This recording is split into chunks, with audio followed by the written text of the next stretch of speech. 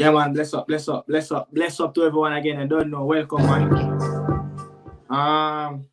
What happened? Yeah, man. Bless up, bless up, bless up, bless up to everyone again. I don't know. Welcome, man. What happened? Yeah, man. Bless up, bless up, bless up, bless up to everyone again. I don't know. Welcome, man. What happened? Yeah, man. Bless up, bless up, bless up. So they have my speaker plug in on the mic. Yeah, but Yeah. That over. Yeah, and one man. They have another Prem podcast, man. That's one quick and spicy. Yeah. Don't know. Man United just win. Yeah. But one thing I have to say, bless up to the people, man. Remember, don't forget to go over there, DFS Daniel Football Show, and subscribe to his channel. Yeah. And also subscribe to the channel over here in the Carter Medias if you're new. And guess what? If you already subscribed, man, remember, don't forget to like, share, comment. Also, tell me what you think in the comment section. Yeah. Tell me what you guys think. But guess what? Mikel Antonio, man, Reggae Boy International, is back since last year November. I think was the last time he played in Kingston. That was the last competitive game Mikel Antonio played, man, back from a knee injury. You saw that Mason Oldgate red card. Yeah, terrible tackle. Yo, man, I'm saying it's the worst tackle ever. The worst tackle ever, man. Pinnock as one Reggae Boy in and next one out. Pinnock is out for that USA game also. So a big miss for Brentford right there. And Sterling back on his former ground, steal a point for Chelsea at the Etihad. Big point there for Chelsea. But I think Chelsea, that's a missed 3 points right there for Chelsea. Chelsea could have done better, in the game, especially finishing wise. But the game go already, and that's the nature of it. But what are you doing? As we were just talking a while ago about, that Bayern game also is going on, but we're going to touch on that later on in the extra time talk. Hope you guys check out that later, people, the extra time talk on Daniel Football Show. We talk about all the big games in around Europe outside of the Premier League. Yeah. But guess what? We're going to start off to the colours you're wearing. Chelsea, got a point at the Etihad Stadium. Building up to the game, and most people, predict Man City to win an easy game as Chelsea is playing like some amateurs this season, very inconsistent. Yeah, but me going into this game thinking that it's a big game for Chelsea. Chelsea have been playing really good against big teams. When they open the Premier League fixtures against Liverpool at Spurs, where they're big winners away. But what you think though going into this game before a ball kick? Yeah, I did predict City to win this game because, as I said, Chelsea have been very below average this season. They have been very inconsistent. The young players and everybody, but I did have hope coming from the previous games and stuff like that. But I didn't surprise because if you been watching Chelsea this season, they have been very they turn up in big games. Like in any other game, we feel confident playing City than playing Luton because the team mentally turn up when they're ready to play against a better team. So I did was going in this game like a jaw would have been very, very good for my thinking. Yeah. But yeah, in the game, City 32 shots, and Chelsea 9 shots, and City have 5 shots on target. Chelsea had 1 more than them, 6. Yeah, and touches in the opposition box. City had 79 touches in Chelsea box. Chelsea only has 17 touches in City box, and also possession. This is a very one-sided game, 71-29. This reminds me of a game. Remember when City won the first league title, against Queen's Park Rangers? Remember that game? that was like a one-sided game. But obviously, Chelsea took way more shots than QPR, than QPR in this game. But I must say, man, this is a game that big point drop in the title race. But I must say, in the first half, what the hell Chelsea is doing? Chelsea could have easily been at least 2 up in that first half. Jackson again missing opportunities. I don't know. Tell me what you think, man, about that first half. Um, that first half, Chelsea dominate. They could have been 1 up, 2-0 up if Jackson could have sought out his feet. He didn't really need to take an extra touch. He probably could have just tapped that ball 1-0. Tapped it one time, and then after after that we were getting away. We just couldn't be able to make the right final pass. Just like the Sterling goal, we get multiple opportunity like that. I just see him one as Sterling won. The goal was Sterling. I feel like if we could have been able to make link up play better with Jackson, we'd have been in City a lot more. But Chelsea was really good. At some point, I see City was sitting off, because they was like, wow, this Chelsea team come to play today. Yeah. So, so I think Pochettino get his tactics really good in the first half. We were just trying to hit City very quick. And City get a couple chances, like Haaland could have, but, I was very pleased in the first half. And then the second half, we kind of lay off. I think Pochettino make some substitute too quick and stuff like that. But I was very pleased overall. As I said, this was a free hit because I did expect this team. We were going to lose this game. Guaranteed. So anything we get out of that game is bonus. Yeah. Yeah. But that I don't know. But this City backline, I think they benched Kyle Walker in that last game, but they brought him back in the starting level. I must say, it's Ake Diaz, Kyle Walker, these players in the back. Yeah. They really good defenders, but there's only one player in that backline can deal with natural pace, and it's Kyle Walker. And Chelsea was a threat, especially in the wing areas. I must say the wing backs were really high up pressing Manchester City. Whenever the ball is deep in their attacking third, and the midfielders. This is the first time I've seen the double pivot actually work. And guess what? Disasi and Colwell at the back. He finally decided to play Colwell at center half, not a left back. And you see that the young kid is playing really well. Malo Gusto. That I think this is his best game of the season so far. No doubt about it. He have been playing like this. That's the thing. Like Malo Gusto have been make people even forget. So we have Reece James. People don't even miss Reece James. Like he have been one of our most consistent players with Thiago Silva before Thiago Silva been dropped. So he have been very. Is that the wild card, man, to drop Thiago Silva if you need to get points on the board? I've been crying out for Silva to be dropped because I feel like we need to start look towards the future. Silva, I love Silva. He's a legend. He has been one of our most consistent players. But at the same time, we need to start building for the future. You get me? And the thing is that what I see start creep up into Silva game, especially this season. Yeah. He tends to hold on to the ball a little bit too longer than before. So I don't know if because he's aging and he lost his speed, he's starting to over-analyzing the game. So he starts to hold on to the ball a little bit, thinking.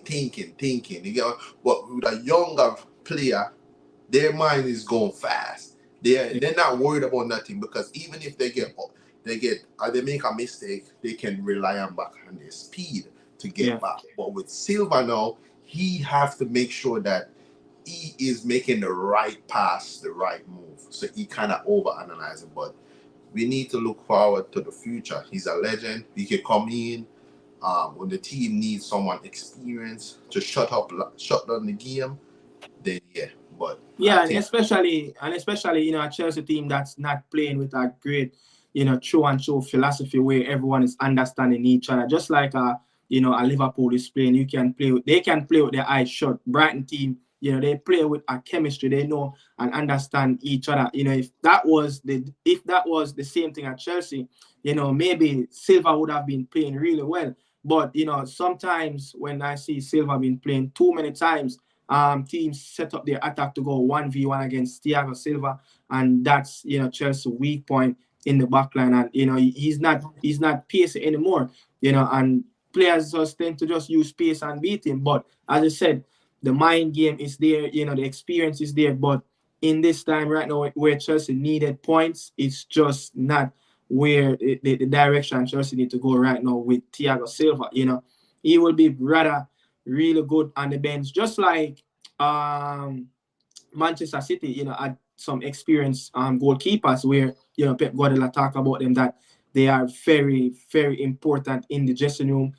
Someone I forgot his name, Scott. What's his name? Who's that? You remember that backup goalkeeper for Man City? Scott something. I don't remember what his name, but his name is something like Scott. But yeah, players like that, really is not going to play, but his experience is really massive in the dressing room. But yeah, that's a big, point there for Chelsea at the Etihad Stadium. Chelsea is right up there, but then can you make a push into that top five, top six? You what 9 points? Outside of that top fifth, but I think it's just finish decent right now for Chelsea. Finish decent. Get this season in. Go into next season, preseason. Load out some players, getting in a few players that will match the system. Pochettino can start himself up, but I think more likely, more than finish in a European position for Chelsea, just finish the season really strong and see what's going to happen in the summer.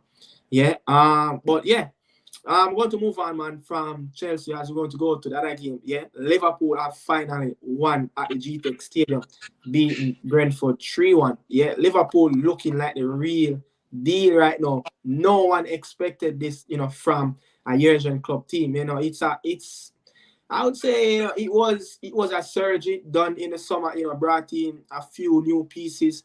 Everyone expect them to take a while before they settle in, but he got them running. He got them running, especially into this new year.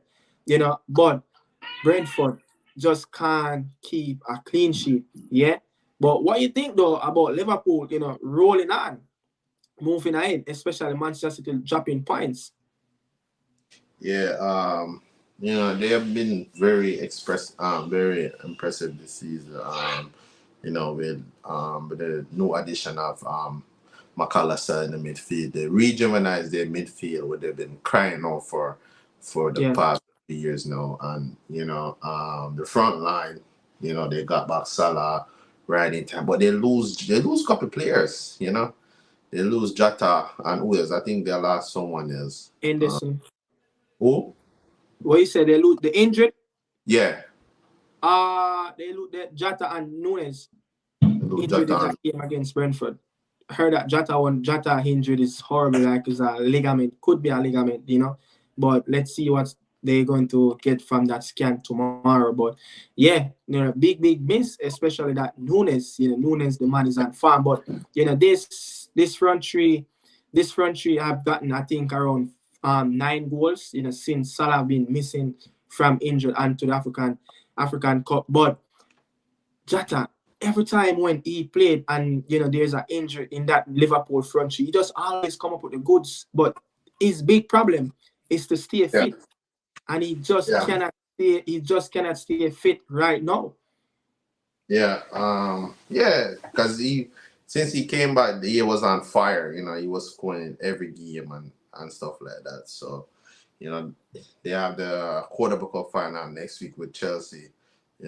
As a Chelsea fan, I'm kind of glad because Jota is one of those tricky player and slippery in the box. So Yeah, you know, very good with the ball at his feet. Love to run yeah, in channels. yeah. But Liverpool, they're gonna be up there challenging. at that big match going up. They have that one with Man City at Anfield. That's gonna be a very, very crazy game. I don't think that one gonna decide it because they still have. I think they have to go to Old Trafford too. Yeah. So they still have some tough games to play. They still have Tottenham to come to Anfield and stuff. I think they've already played Arsenal 2 times and they have some very good game. But I expect Liverpool, City, and Arsenal to challenge. But let's see who will. The team that's gonna be more inconsistent is gonna win that league. I don't think Yeah. it's gonna be an easy road. Yeah. Yeah. But this is Liverpool. I think ninth game playing in London. They won 3 now. Away. Not very good.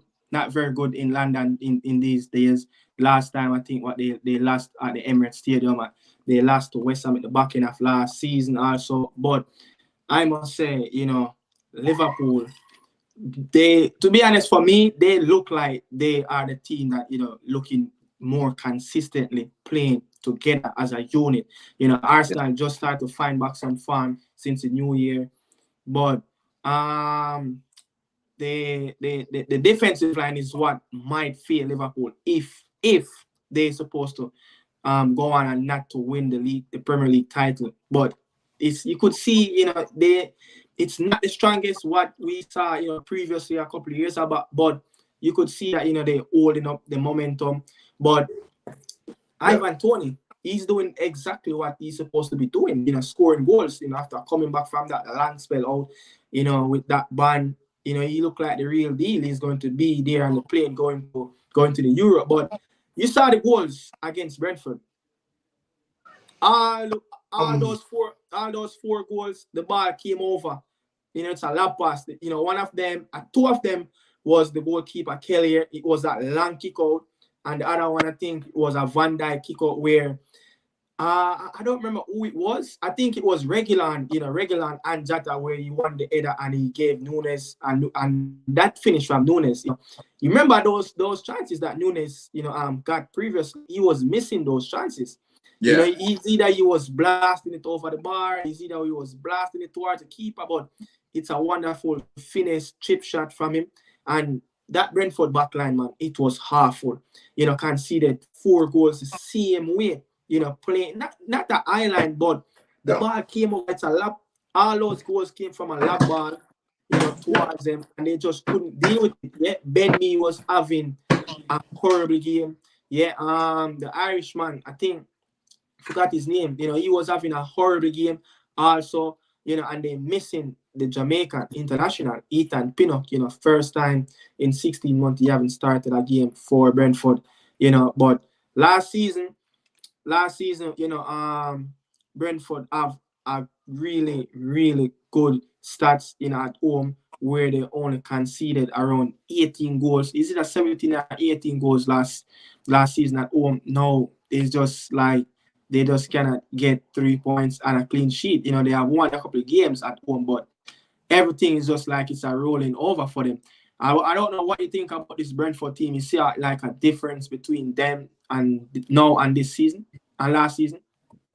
Not necessarily. I feel like they haven't really did too much in the transfer market, even when they did kind of miss Tony, But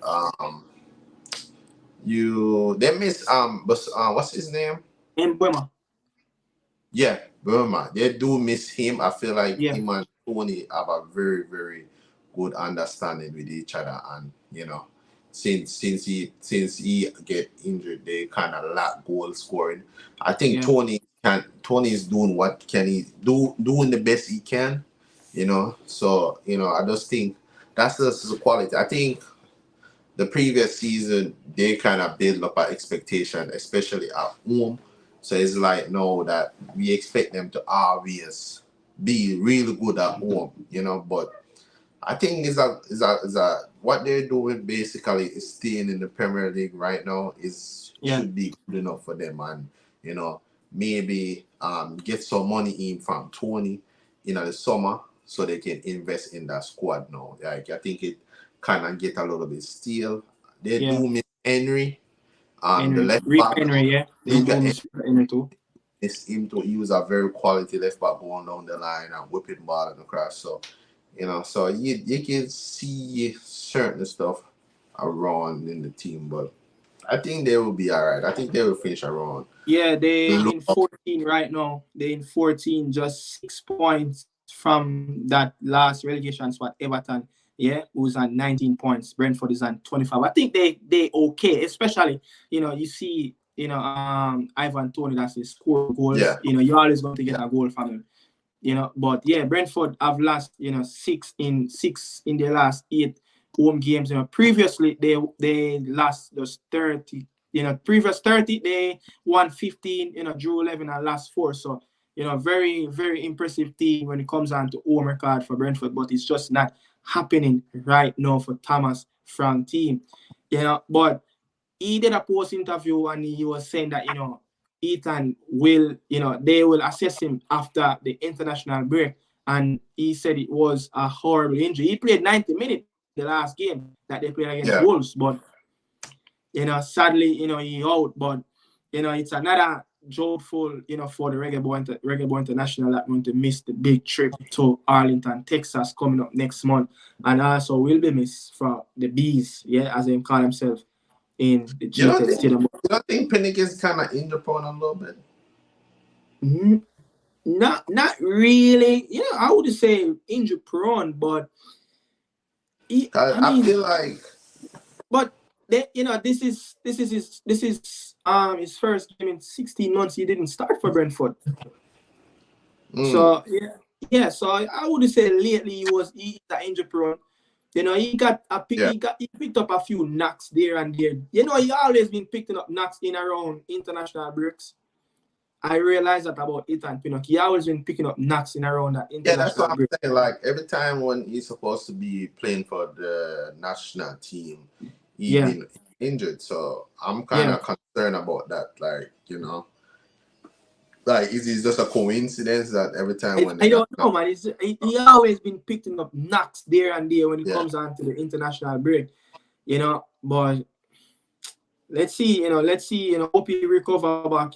Quickly, and so he can come back in the fold for the big one in the summer Copa America and also the FIFA World Cup qualification in June. But next up, we want to move on, to the game that we just watched, man. United versus Luton Town, man.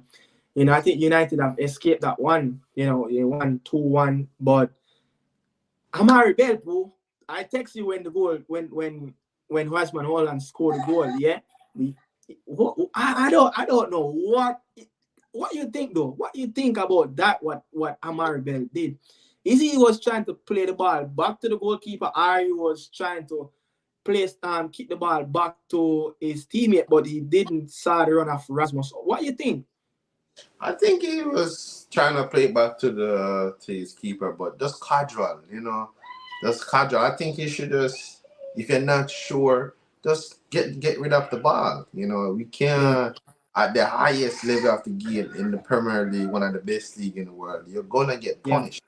You get what I'm yeah. saying? You're gonna get You have to punished. get that as a defender. You have to get those things out of your game. You get what I'm saying? So, unfortunate he's a Jamaica defender. We do not want to see that coming up in the international going forward. But he kind of recovered from that. He have a very good game overall. After those 2 early goals from United, he did recover from those, and he have a very good Yeah. game. And that goal, that Rasmus score, in seconds, in the 30 something seconds of the game. Yeah. Also, again, he scored again, I think, in the 7th minute. Quick two goals for United. But Luton Town looked settled right after that. They kind of crawled them way back into the game. And then United kind of switched off in periods, allowing Luton Town with more of possession of the ball. That's the thing though. United started the game well, but not managed to finish off that first half strong as Luton Town was right in around, United era. Especially, I'm admiring this left back, Doherty. I'm admiring both wing backs, the Obiang and Doherty for Luton Town.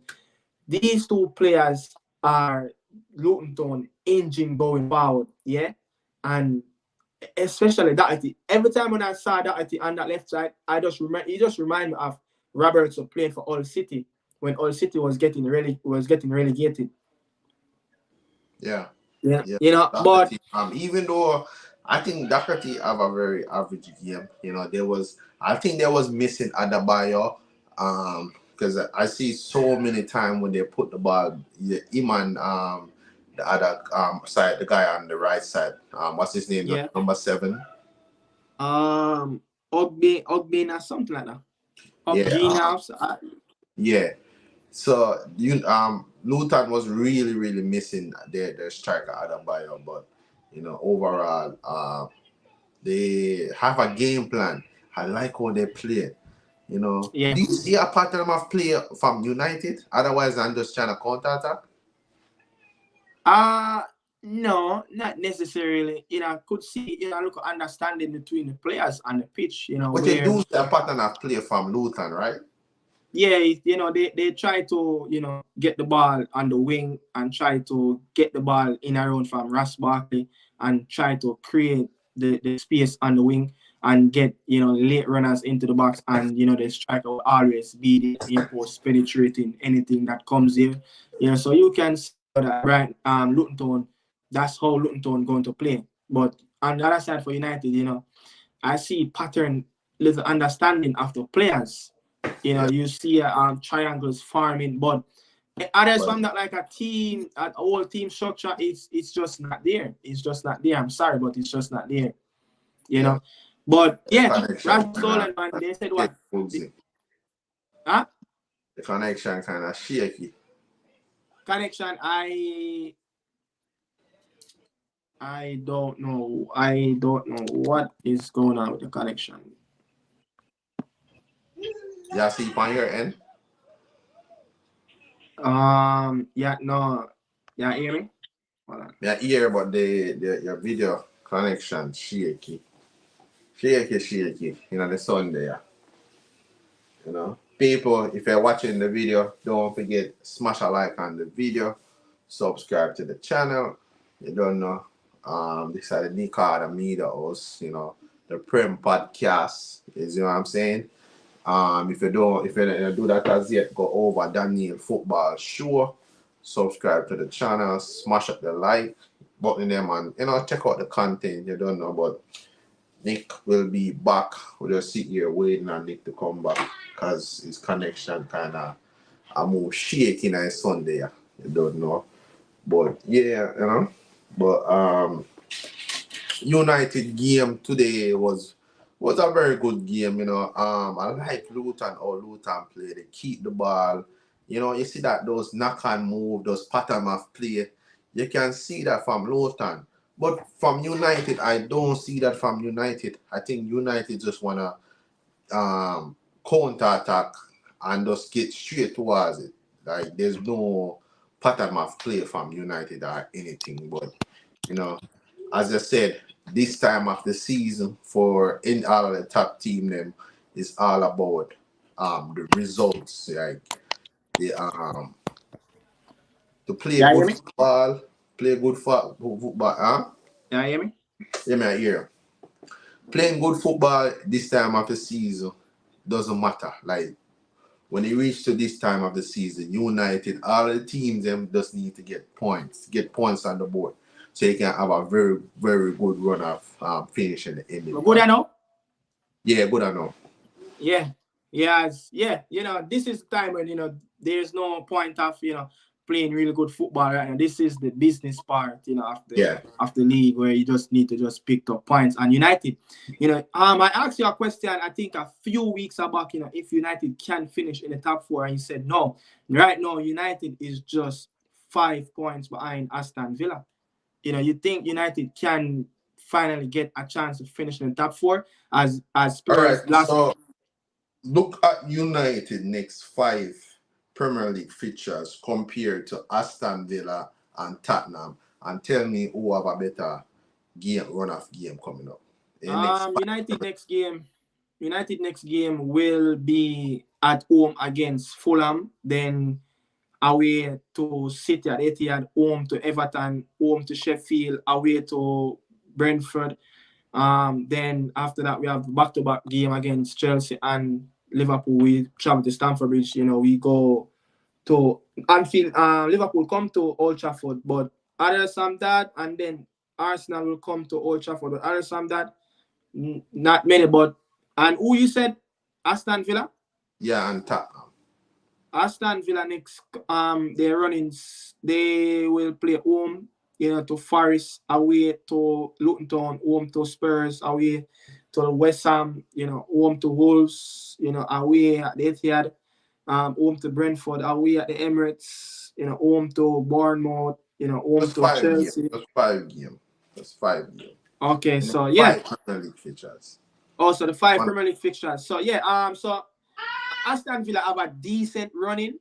Aston Villa have a decent running in the next 5 Premier League games. They have a lot of good home games that otherwise on the City away. Their next five games at in the Premier League, they have 3 at home, Wolves at home, Tottenham at home, and Forest at home. So you Tottenham see that at home? Yeah, they have Tottenham at home. Oh, that's Aston Villa? Yeah. Okay. Yeah, and United next 5 games. I look at it this way, so United next 5 Premier League games will home to Fulham, then they will travel away to City, home against Everton and Sheffield, and travel away to Brentford. For Tottenham, their next game will be March the 2nd. That's what I see. March the 2nd. They will play Crystal Palace. Yeah. Aston Villa will host them and they will travel to Craven Cottage to Fulham, and then they will be home to Luton Town. So I just see United pick up all those points at home. Aston Villa not maximum and Tottenham not maximum. So you can see United catch up a little bit. If you take that City game out. Yeah. Take that City game out. Say United not gonna get a point from that game, Yeah. as all they're expecting, the game should go. Take that City game out. United games, they should beat. They should win their next game, especially at home against Fulham. 4 Premier League games, otherwise on that City game. So that's 12 points. United have all 4 teams. The next 5 out of the next 5, take away City. Then the next 4 games, they have teams that's down there in the bottom half of the table. So that should be a guaranteed 12 points. That should be guaranteed. And then if only game Aston Villa and Tottenham not gonna win their whole game, they're gonna drop points. So you're saying the 3 home games that United have in the next 5 Premier League games: Fulham, Sheffield, and Everton, maximum 9 points. That's a maximum 9. And then it might be tricky always tricky go to Brentford. Yeah, it's always tricky. Very tricky. Very tricky go to the GTEC Stadium. Yeah. So at least a point. At least a point. So, at least 10 points out of the next 15. If United can get at least 10 points out of the next 15 points, in the tally, they will be right up there. Yeah. But Aston Villa, Aston Villa also won, very needed victory, That's a really, really good one for Aston Villa right there. Ollie Watkins, the man and farm, getting that goal. But what didn't not so impressive about Leon Bailey's performance in that game at Craven Cottage, but it was just a grind out 2-1 victory for Aston Villa at Craven Cottage. Aston Villa needed that, and as I said, they're coming into this game, losing to Chelsea in the FA Cup and also against United in the Premier League. So they needed that big 3 points to at least take some pressure off them, because if they didn't win that game, they would have stuck right, on 46 points, just 2 points above Manchester United and 1 point above Tottenham at Spurs. Yeah, but what went wrong at Tottenham at Spurs Stadium? Wolves won. It's it's a wonderful, breathtaking, counter-attacking display from Wolves. They did that. They did that to Chelsea. Probably like a week ago. So, Wolves. They is that one team this season that you don't know. They're very dangerous, especially since they got back Neto. Yeah. Brilliant. I think injury kind of robbed to watch us. So we can able to watch that player a lot more. Brilliant player. But Tottenham, I've been coming for them in the last few weeks. They've been coming back from behind, and they have not been convincingly for a little bit while, but not surprised. Wolves have been very good. They should have beat United on the first day. From the first day of the season when I see them, I said this team is very good. What's his name? Their coach is doing a very good job. Gary O'Neill. Gary O'Neill. He was doing a good job at Bournemouth. He was doing a really good job at Bournemouth, but, and he came in days before the season starts. Yeah. So that's a real coach. Like you could tell he's actually he's coaching the players. I have something that I set up, that I want to talk to you about. Remember when Wolves was in that running for 2 seasons straight? The 2018, 2019, and 2019, 2020, those 2 seasons under Nuno Esposito at Wolves. Wolves has finished 7th in those 2 seasons. The first one, they finished on 57. The second one, they finished on 59 points. Yeah. Does this Wolverhampton team, can you match them with the Ruben Neves, the Joao Moutinho, the Adama Traore, Jimenez, and those 2 seasons when they finished in the top 7, Jimenez also got 30 goals in both seasons. 13 in the first one and 17 in the second one. But this Wolverhampton team, what's the difference, when you think about this Wolverhampton team and the Nuno team that finished in the European spot back-to-back in 2018, 2019, 2019-20 season? I think the previous team was more talented. Yeah. Like, if you look on the squad from back to front, was a much more talented, talented-wise. John Martino, Ruben Neves. What's his second name? Raul. Before he get that bad injury to his head. Pedro Neto. Yeah, he was clinical, but this team is more down to hard work, stocking, counter attack. You know what I'm saying? I think they're more talented overall, to not like in terms of playing a team game. I think they're more structured, players. This type of players right now for Wolverhampton. The team, 5 years ago, it was, as I said, more raw, natural, talented players like, Joao Martino, the legend, Ruben Neves, with his direct free kicks, his set piece, Adama Traore, on the wing, always give them that outlet, and, Johnny, that Spaniard left back, always giving them that outlet on the wing. But this team is really good, man. This team is really good. And actually, Wolverhampton right now is actually 1 point.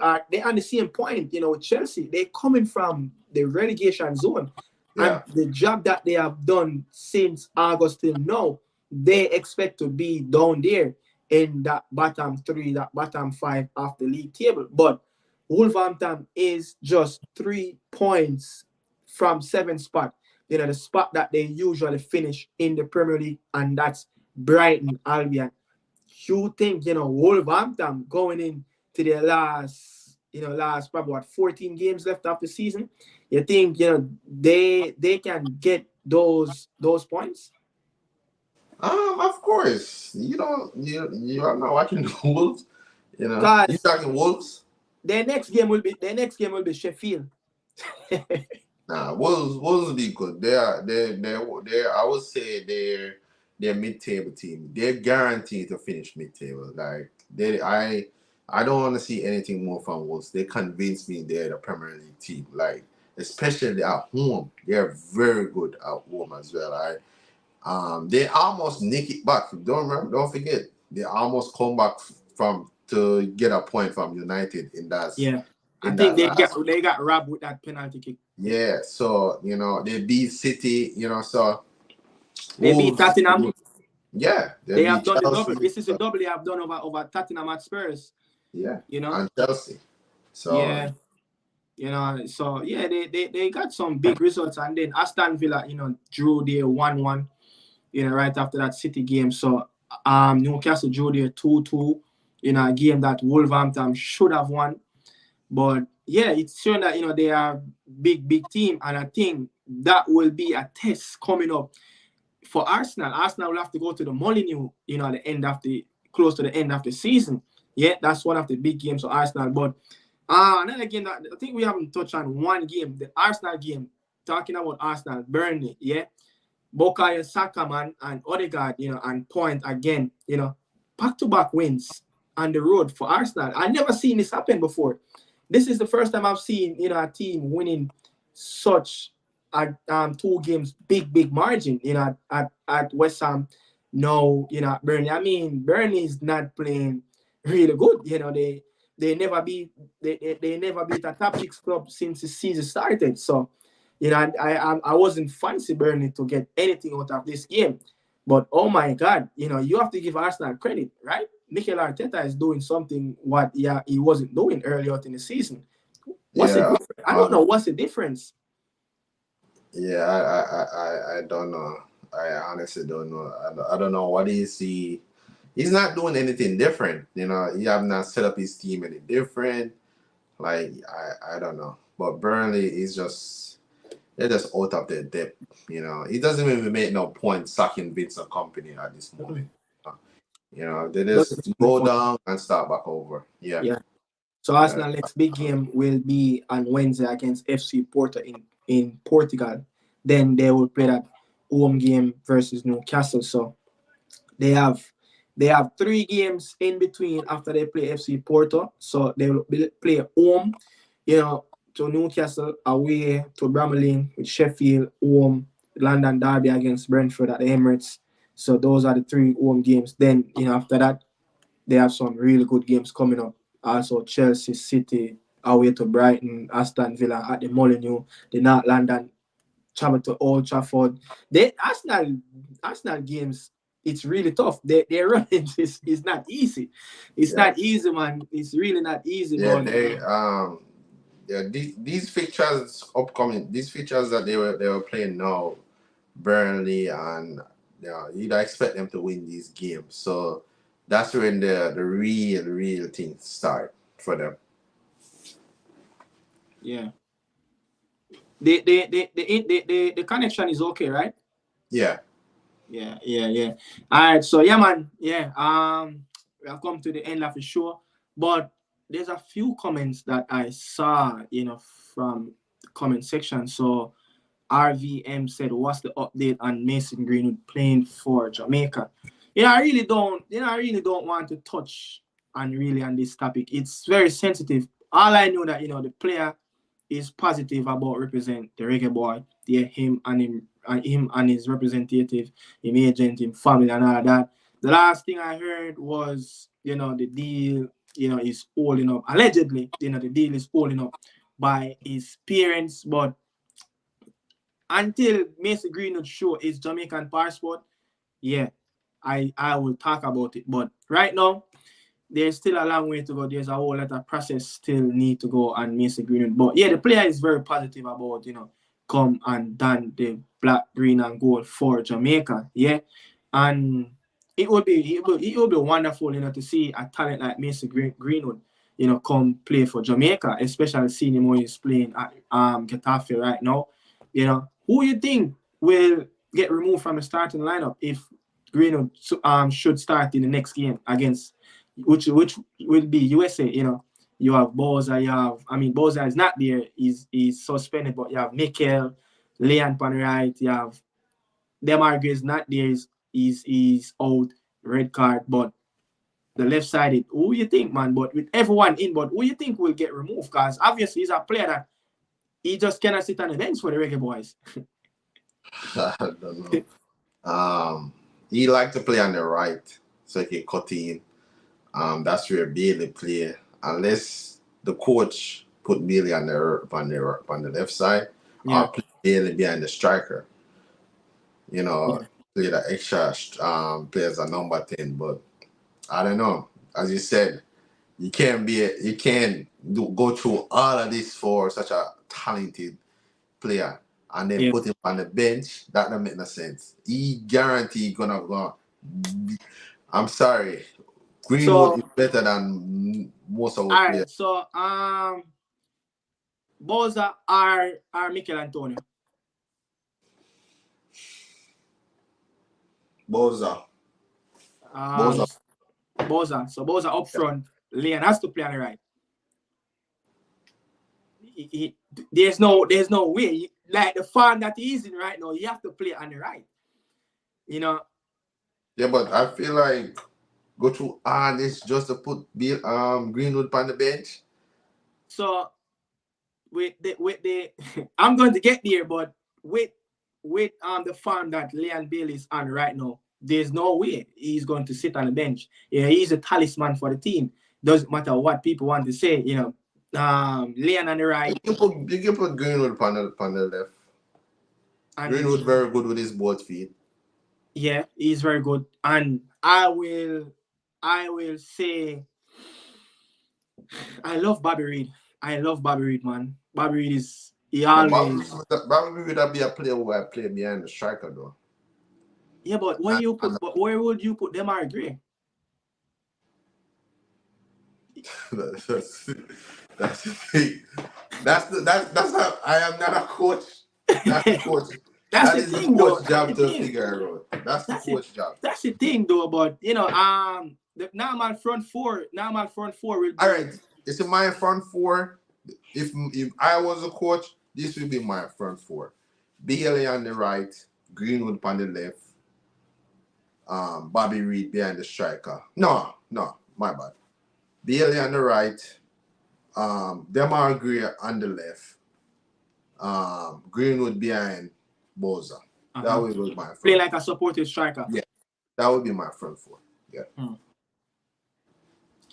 And it's not a problem if Bobby Reid can play as a number 8.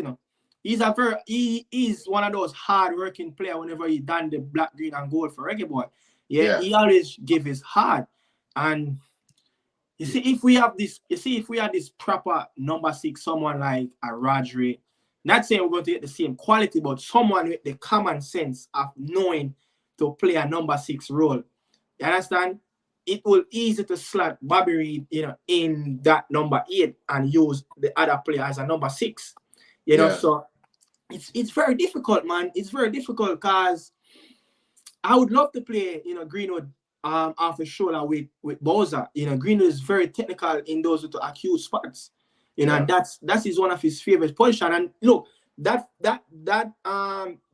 midfield three, behind the striker, Leon, who in that number 10, probably Greenwood, Demar Gray on that left-hand side, they all can play across the line. They all can play across the line. Leon sometimes can switch with Greenwood through the middle, and also Demar Gray, saw him play a little bit of that in that USA game, the first game that we played against them in the Gold Cup when we drew that game 1-1. He kind of started to play sometime as a number 10. Even in the Mexico game, the quarterfinal, he played a little bit of a period in that number 10 position. But man, it's going to be, it's one of the idiots that you want to have as a coach, quality players, just like now. All right, now, we have Boza out, and we're going to have possibly there's going to be Ethan Pinnock out. There's going to be Demar Gray out. So, naturally players going to be in and out. It's just a system of international football. Players going to get injured, players going to get suspended. But it will easy now to pick a Greenwood in the squad, going up against the US if he's qualified and ready to go, got his passport and ready to go, which I think, it's not ready as it, still a long way to go. But it would be much easier, to put him anywhere, in that midfield tree behind, probably going to be Mikel Antonio, or it can be Romaro Williams. You just never know. You just never know if Mikel can go back down injured again, which I hope not. He stay fit, and then Devante Cole, Andrew Cole's son, is going to come in the fold. So it's a headache. It's a headache for Grimmy. It's a headache for the Reggae Boy coach, but it's something that a coach always want, in his time at coaching any team or any country. But yeah, it's going to be a headache, man. It's going to be a headache with Slatty and Greenwood, because a talent like Greenwood, he just cannot stay on the bench. I'm sorry. Someone have to give way. Someone have to give way. And Boza, for me, he is that striker that the Jamaica team want naturally. He's a player that they always want. He's fit the whole, used to what Leon Bailey want. He can link up play, with Demari Gray, as the players understanding each other. So he's a player that should always play in that number 9 position whenever he is fit. Yeah. So let's see, man, what's going to happen, man. But it's just a struggle, man, to put Mason Greenwood in this team. But which, if it wasn't a player for Bobby Reid, it would have been much easier for me to bench Bobby Reid, as he's normally playing at number 10. But Bobby Reid is a lovely player for Jamaica. He always play with his heart. I think he have scored. I think he have scored the most goal over the Nation League period for Reggae Boy. So he have been playing consistently more than any other player, for the Reggae Boys right now. Bobby Reid always play with him hard. Yeah. So, and he is a cool bro. Like, seeing him like at the team hotel in Canada Pool. Like, you can just, he's very approachable, he's a very nice lad, easy to talk to. I saw a few kids, run up to him and, want to take a picture, and it was easy 1, 2, 3 for him, and smile at the kids, also sign, their jersey. So he's a very, very cool player. His personality is he's a very humble player. So yeah. Let's see what's going to happen, man, next month. But yeah, as I said, it's always an idea that a coach wants for a team or any national country that he's going to coach. But I think we have one next one. Oh yeah, this one was thinking, he was saying he was missing a lot. I think that was for the Ethan Pinnock. I think that was for the Ethan Pinnock comment that we were saying that he's a big miss. Yeah, of course, man. He is a big miss for Brentford and for the Reggae Boy team, as Pinnock have been playing really good. Yeah, and also Limal have scored against Dumble Holding, so it's 1-1. So yeah, it's going to be a big miss, Jordan. Big up. But yeah, Pooh, that's it, man. That's it. I think that is a cut right there. Should cut from the video about Macy Greenwood comment. But yeah, I don't think Macy Greenwood is anywhere close right now to represent Reggae Boy team in the future. Still a process, still a long way to go. You have anything that you want to leave before we close off? No, that was it. Yeah. So yeah, man. Thanks for tuning in, man. Remember, big talk later on the Extra Time podcast and Daniel Football Show. Sometime around 7 p.m. 8 p.m. Eastern time. Yeah. And at around like 5, 6 o'clock your time, right? 4 o'clock. So probably around 4 or 5 o'clock for you. 4 o'clock. If it's 7 for you, that means it's gonna be 4 for me. So what time like on your side? Is it 4, 5, 6 for you? You always ahead. Yeah, I know, but I'm just trying to figure out the time. 4 o'clock for me is 7 o'clock. No. I understand that, but I'm saying like what time, like, will be the best time. 4, 5, 6 for you. What time? I don't know. 4. 4 be good 4 for you? 5 o'clock. 4 5 o'clock. 4 5 o'clock. So yeah. All right, so around 7. I would say can probably work with the 4. Yeah. Can work with the 4 because I think right after that my JPL. I'm going to do a little reaction as all 7 games is playing today. So I'm just going to do a little quick reaction for about 30 minutes, not for too long, on the Jamaican Premier League. So yeah, by the time I finish that, I supposed to be done just in time to do the extra time talk as coming up in it, Bayern Munich have lost shit another game. Yeah, back-to-back game in the Bundesliga. Going to check out how long Bayern Munich have lost a back-to-back game in the Bundesliga. Also playing those 2 games away at Bayer Arena and at Bochum. But yeah, Pooh, catch you back, man. Look more. Yeah, man. People, remember, don't forget to tune in on DFS Daniel Football Show later. Yeah.